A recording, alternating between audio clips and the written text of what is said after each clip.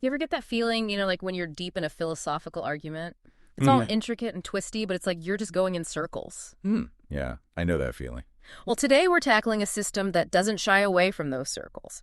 It dives right into the heart of contradiction, sees it, actually, as the engine of progress. We're talking about Hegel's dialectics, right? Exactly. And, you, our listeners, you're clearly no strangers to heavy philosophical ideas. You suggested this source after all this deep dive into Hegel's dialectical method. And it's a rich one. This entry from the Stanford Encyclopedia of Philosophy, it gives us a seriously multifaceted view. So mission for today. Yeah. We got to understand not just what Hegel's dialectics is, but also why he, this giant of 19th century German philosophy, why he even came up with such a seemingly counterintuitive approach. It's almost like he's saying, embrace the conflict. Yeah. And for the true philosopher out there, we're also going to examine those ongoing debates, about whether this whole thing is even logically valid. Because that's the challenge, isn't it? It is. But think of it this way. By the end of this, you'll have a new tool in your philosophical toolkit. A lens to analyze not just abstract ideas, but maybe even how knowledge itself develops. So let's get right to it. What is dialectics? In the Hegelian sense, I mean. Yeah. We hear the term thrown around, but what's the real philosophical move he's making? Right, because it's more than just, I disagree with you. Way more. The Stanford entry does a great job of putting Hegel's dialectics into context. Think back to Plato's dialogues. Oh, I know those well. You've got Socrates always pushing, questioning, poking holes in everyone's neat little definitions. And what happens? That clash, those opposing viewpoints, they force a refinement of ideas, a step-by-step, towards more nuanced understandings. Like a mental sparring match? Friction breeds something new. Exactly. But Hegel's dialectics is a specific version of this. It's got that core. A contradictory process driving development. But what makes those opposing sides, that's where things get interesting. It's not always a debate between people. So it's not always Socrates versus, some poor sophist who wandered into the agora. Not quite. When Hegel dives into logic, for instance, the opposing sides might be like fundamental logical concepts themselves. Battling it out. In a way. Ideas that, when you really push on them, they reveal these inherent tensions. Or contradictions even. And then there's his phenomenology of spirit. Oh, that's a dense one. It is. And there, as he's wrestling with consciousness, the opposing sides become different ways that consciousness defines itself, how it relates to the objects it perceives. So the setting might change, but the underlying aim, it's similar to Plato's, right? This sort of climb towards more sophisticated viewpoints. You got it. Hegel sees a linear development. A movement from, let's say, less complete understandings to more comprehensive ones. It's his fundamental method, this dialectical process, to argue against those earlier ideas, those less developed ones, and move towards the more advanced concepts that come out of the struggle, you might say. Born in the fire of argument? He called this the speculative mode of cognition, totally central to his philosophy, like the engine driving it all, and he used it across all his major works. This is the key for Hegel. So he's in this lineage, going back to Plato, but he also had some pretty big issues with Plato's approach. What was it philosophically that Hegel took issue with? Well, here's what's fascinating. Hegel saw limitations in Plato's dialectics. Yeah. He thought it got stuck, ultimately, in specific claims, and couldn't break free from skepticism, often landing in what Hegel called the bare abstraction of nothingness. Nothingness. That sounds like a pretty harsh criticism. It's strong, for sure. Think about the reductio ad absurdum. If it leads to a contradiction, then those premises are false. Right. Hegel argued that Plato often stopped there, at that negation. Without a clear way forward, you're left with this impasse. New ideas have to just pop up, but there's no guarantee they won't lead you right back into another contradiction. It's like pointing out flaws over and over, but not having a system to actually build something better from them. Exactly. A sharp philosophical mind like yours gets it. Hegel believed reason itself generates contradictions as it explores concepts. So Plato's method, in his view, it gets trapped in this cycle, this negation, this empty abyss, as the source calls it. Stuck in the void. So the consequence was that Plato's truths, were they just not quite there yet? Incomplete? A vision. No. Provisional. Hegel saw them as approximate, not fully realized, because they couldn't move past that arbitrariness, that skepticism. They weren't a genuine science in Hegel's view. His own method, he thought, offered a more rigorous path, a more necessary one, and ultimately more fruitful. Okay, so how did Hegel lay out his method then, this dialectical method of his? The Stanford entry talks about these three moments. Let's break those down. All right, so Hegel gives us the most detailed view in his Encyclopedia Logic. He says logic, and actually all truth unfolds with these three moments. First, the moment of understanding. Then, the dialectical moment, or the moment of negative reason. And finally, the speculative moment or positive reason. And here's the key. These aren't separate steps, they're aspects, all intertwined, inside every single concept. Moments of every concept. That's a pretty big shift. So first up, understanding. What's that all about? This is the land of the fixed. Things seem stable, well-defined. We're saying this is what it is. Clear boundaries, defining characteristics, the seemingly solid ground, of any concept. Like saying justice is simply giving everyone their due, at least as a starting point. There you go. Seems straightforward, right? Fixed. Then comes the dialectical moment. And here's where that instability kicks in. The source describes it as realizing that initial definition isn't the whole story. There are limitations, a one-sidedness, and this pushes the concept to turn into its opposite. Exactly. That fixity we had, it shows its cracks. By focusing on just one side, it ignores others, creates a tension, an imbalance, and this pushes the concept to self-sublate. There's that classic Hegelian term, self-sublation, Aufhebung. For a philosopher who might be new to this, how do we even explain what that means? Aufhebung's huge, you're right. It has that double meaning. It's about canceling out, negating, but also preserving, elevating. Think of it like this. Those limitations we find, they don't just disappear. They actually become the fuel for the concept's development. And important parts of that initial definition, they get carried over, integrated into the next stage. So the first definition, it's not just wrong and tossed out. It has the seeds of its own evolution. It does. It's not some outside force. It's all happening internally. Right. Now we come to the third moment, the speculative or positively rational moment. Yeah. What happens after all this breaking down and preserving? This is where we finally see the unity of those opposites, right? The positive resolution that comes from the instability and negation. And here again, Hegel's parting ways with the classic reductio ad absurdum. Absolutely. He's not saying contradiction just leads to a dead end, to nothingness. Exactly. The contradiction gets negated, sure, but it's what he calls determinate nothingness. It's not a blank slate. It carries the marks of the process that got us there. So determinate nothingness. Even in the negation, there's a connection to what was negated. You got it. There was a specific limitation, something one-sided in that initial definition that caused it to unravel. The speculative moment, it brings it all together, and it has content because of what came before.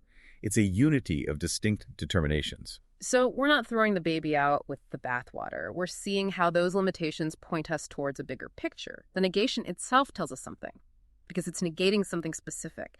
And this leads to that crucial Hegelian idea, determinate negation. Yes. Hegel's whole system is a method, a doctrine of determinate negation. It means that the outcome, it's always shaped by what was negated and how. Okay, so we've got his three moments, and it's clear he thought this was a huge step forward from other philosophers, Plato especially. For a philosophical audience, what makes his dialectic superior, even scientific? There are several key reasons. First, that element of necessity. Remember how those initial determinations, they self-sublate? Yeah, they break down on their own. The move to new ideas isn't random. It's driven by the very logic of the concepts. It comes about on its own accord, as Hegel says. This sense of being compelled, of having to move from one to the next, that's what gives it a scientific flavor for him. So no just free associating. There's a force pushing things along. An internal logic, yeah. Second, immanence. The new stuff that comes up, it's not coming from outside. It develops organically. Nothing extraneous is introduced. It's all about the inwardness of the concept. Unlike some philosophies where new ideas just seem to appear, Hegel wants a self-contained system. Okay, so very rigorous, internally consistent. What's the third reason? Preservation. That Aufhebung idea again. Earlier ideas, they're not completely wiped out. They're preserved in the sense that their essential aspects are still working, but in a transformed way, integrated into the later concepts. The source uses the example of being for itself and something others.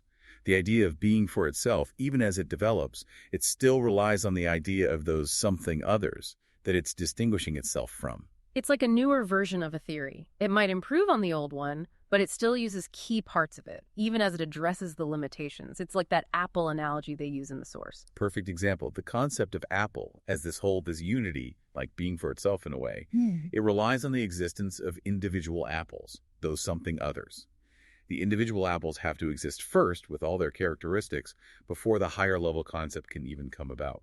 The later concept, it replaces the earlier one, but it also sort of keeps it alive in a new way. Figure 1 in the source shows that visually, this encompassing and preservation. What's the fourth reason he liked his method so much? Surpassing finitude.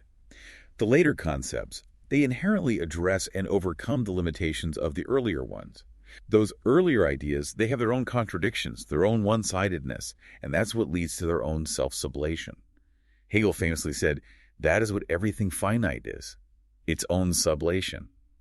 Dialectics, then, it's a way to get past the limits of finite concepts, to move toward the universal. It's like each stage of philosophical thinking shows us the blind spots of the one before, pushing us towards something more complete, more nuanced. Exactly.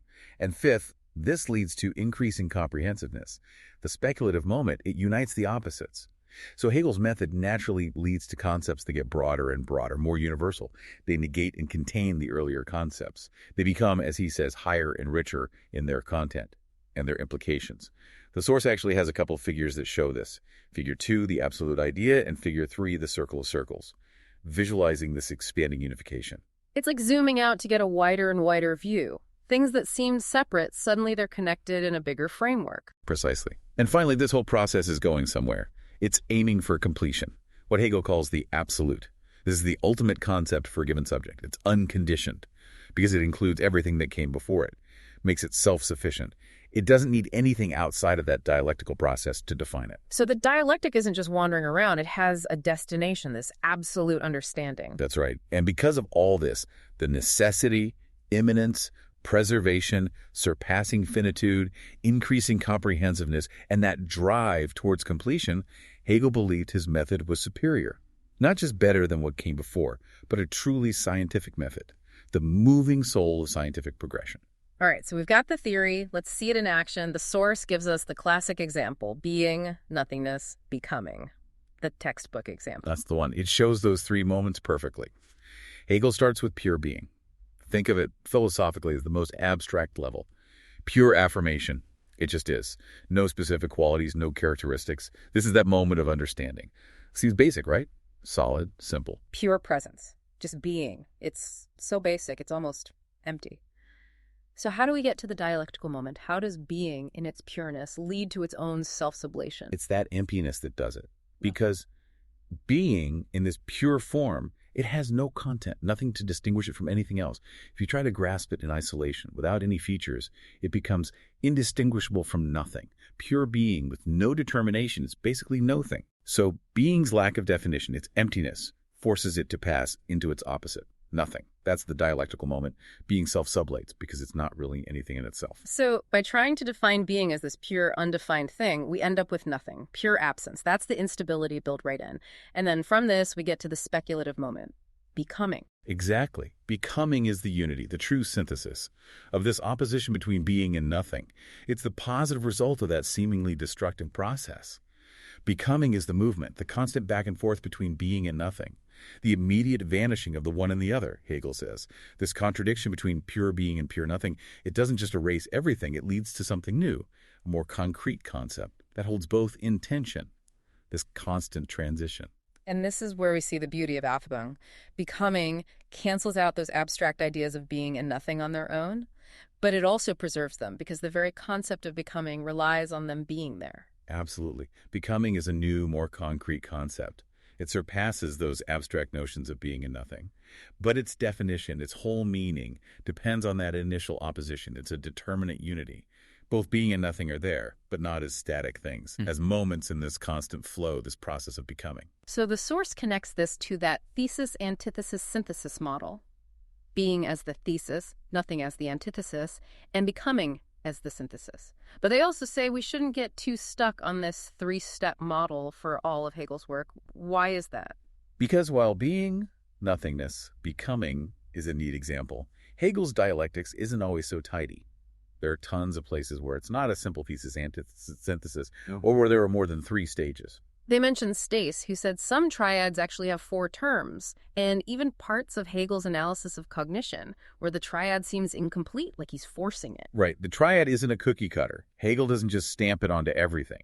Some people have tried to apply it more loosely, though, like Muir, who said, we see these triadic patterns when we look at the bigger picture of Hegel's thought. So it's not a rigid formula, then? No. And Finley, he argued that the dialectical moment, the breakdown, the contradiction, it's not always its own separate stage. Sometimes it's just the transition between two more stable stages. He also pointed out that the opposition itself can be different. Sometimes it's a direct contradiction, like being and nothing, but sometimes it's more subtle, a limitation, a one-sidedness, not a full-blown contradiction. And that third term, the synthesis, it's not always this neat unification either, like the thesis, antithesis, synthesis model suggests. Exactly. And the source gives us a good example of this, the development of purpose. From abstract purpose to finite purpose to realized purpose, it doesn't fit that neat three-step model. It's hard to see finite purpose as the opposite of abstract purpose in the same way nothing is the opposite of being. Right, it's more nuanced. But the source makes a good point. We can understand opposites more broadly, not just as a logical contradiction, but as something different, set against. They point to the German Entgegensetzen, and that prefix in it suggests moving to a new state while still preserving what came before. So opposite means more than just a logical contradiction. And logically speaking, if something has a different definition, different characteristics, then it's not the original thing in a way. But even with this broader idea of opposite, in the purpose example, realized purpose comes about through a more complicated process. It's not just a simple synthesis. You're right. It involves means and execution, more like a syllogism. And this has led some Hegel scholars to suggest a different interpretation. Maybe those three moments, understanding, dialectical, speculative, they're not three separate concepts in a triad. Maybe they're three moments happening within each concept as it develops. So the dialectic isn't a dance between three separate ideas, but a process happening inside each idea as it changes and leads to the next one. Yes. Think about being again. It's first posited as pure presence. That's the moment of understanding. Then we see its lack of determination, leading to nothing. That's the dialectical moment. And the speculative moment draws out the connection. Pure being implies its own negation. And then nothing goes through the same process, leading to becoming. The source had some figures for this too, figures 4 and 5, showing the dialectic happening between two concepts at a time, with each concept going through these moments. This makes more sense for those parts of Hegel that don't fit the strict thesis, antithesis, synthesis model. It's the internal limitations and tensions within each idea that drive the process, not some external form. Precisely. And we can look at purpose again with this in mind. Finite purpose has its own limitations, and there's this ignored content, the means, and execution. These drive the syllogistic process that leads to realized purpose. Figures 6, 7, and 8 show this visually. So Hegel isn't trying to squeeze every idea into a three-part box. He's interested in that internal movement within concepts, that self-driven development. Exactly. The number of stages might change, but the basic process stays the same.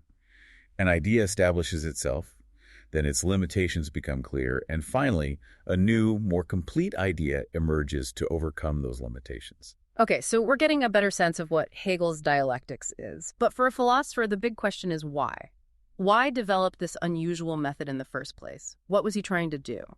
Well, the standard entry dives into the philosophical context. Hegel was deeply engaged with Hume and Kant, and they're essential figures for any philosopher. Of course. Hume, with his radical skepticism, he challenged that naive view of knowledge, the idea that we're just mirroring reality. He questioned those necessary causal connections. Right, he said we never actually see cause and effect, just events happening together, so we form habits of expectation. Exactly. And Kant, while he was influenced by Hume, he couldn't accept those skeptical conclusions. So he proposed his Copernican revolution. The idea that the structure of our knowledge, it's not just determined by the outside world, it's shaped by the way our minds work, by the categories and structures of our understanding. So for Kant, our minds actively organize our experience. We impose a framework on reality. Precisely. But this led to Kant's own skepticism about the thing in itself, the world as it exists independently of us. He said we can never truly know that. We only know the world as it appears to us, filtered through our minds. And this is where Hegel comes in. He rejects this Kantian skepticism. He wants to know reality as it truly is. Yes, and there's an interesting parallel here with Aristotle's critique of Plato. Oh, right. Plato had his forms in a separate realm, while Aristotle said they were in the things themselves. And Hegel's response to Kant is similar. He says that rationality, the structure of reason, it's not just in our heads, it's in the world too. He uses the idea of nous, the governing principle of the cosmos. Reason as the soul of the world. So the world isn't just chaotic, it has its own rationality, and our reason can grasp that. Exactly. Hegel thought Kant's mistake was limiting reason to the human mind. He says we can know reality because our reason and the world's reason are fundamentally the same. And his dialectical method, that's how we understand this. But why a dialectical reason? Why not a static logical one like Aristotle's? Well, this brings us back to Plato. Plato's forms were perfect, unchanging, eternal, so they couldn't exist fully in our imperfect, changing world. But Hegel turns this around. He says universal concepts, ideas, they're not static, they're dynamic, messy, dialectical. And this is what lets reason understand the messy, contradictory world. So reason isn't a perfect mirror. It's dynamic, self-contradictory. It can grasp the contradictions and changes in reality. Right, because later concepts build on and sublate earlier ones. They can capture those dynamic processes we see everywhere, like beauty becoming not beauty or a seed becoming a tree. Dialectics is, for Hegel, the principle of all natural and spiritual life. The source also says he needed reason to be self-driving, to develop on its own, to get past Kant's skepticism. And that self-sublation is what makes this happen. Exactly. If reason needed constant outside help, it wouldn't be truly objective. It couldn't fully grasp reality. So Hegel uses ideas from Kant, the distinction between understanding with its fixed categories and reason, striving for a complete system. He uses Kant's speculative reason, which can generate concepts without sense experience. And importantly, he takes on Kant's antinomies, those contradictions that reason runs into. But where Kant saw limitations, Hegel saw evidence of reason's connection to a contradictory reality. So Kant saw contradictions as boundaries for reason, while Hegel saw them as part of reality itself, the objectivity of the illusion and the necessity of the contradiction. Yes. And then there's Fichte. He talked about the contradiction between the self and the not-self, the foundation of knowledge. He used an analytical antithetical method to find contradictions, and then a synthetic method to resolve them by finding common ground. And he said synthesis was necessary to avoid falling into that nothingness that Hegel criticized in Plato. Exactly. And Fichte's idea that synthesis involves limiting, not abolishing, contradiction, this was hugely influential on Hegel's Aufhebung. Later concepts show the limits of earlier ones within a bigger framework. So contradictions become invitations for speculation, to generate those more comprehensive concepts that lead to the absolute, that circle of circles that makes the world understandable. So contradiction isn't the enemy, it's the fuel. Precisely. And though Hegel learned from Kant and Fichte, he was wary of their rigid triplicity. He said true inquiry should flow from the content itself, the inner life and self-movement of the subject matter. He didn't want to force everything into a preset mold. The dialectic should come from the ideas themselves. Exactly. And this leads to the big question about Hegel. Is his dialectical method, with all this contradiction, is it even logical? A philosopher has to ask. And the Stanford entry spends a lot of time on this debate. It's the central issue. All these different interpretations come from this question of contradiction. Now, not every opposition in Hegel is a strict logical contradiction, but some are. And Hegel himself said he believed contradictions existed not just in thought, but in the world. He famously used motion as an example. In one and the same, now it is here and not here. That's a violation of non-contradiction. Right, that's the problem. Hegel seems to reject this fundamental law of logic.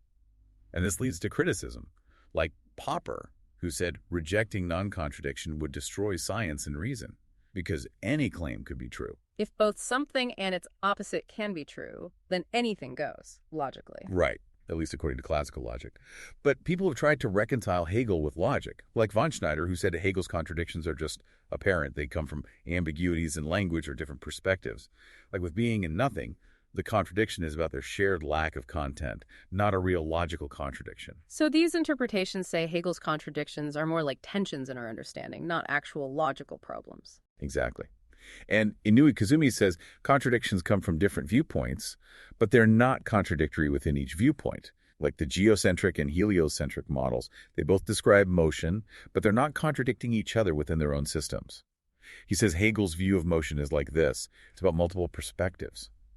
And these contradictions can be helpful because they lead to broader views. So they try to save Hegel from incoherence by saying the contradictions aren't really logical or they're contained within different frameworks. Right. But then you have dialectic logic, championed by Graham Priest. This is a much more radical view. Dialetheism, the idea that some things can be both true and false, that's a huge step away from traditional logic. It is.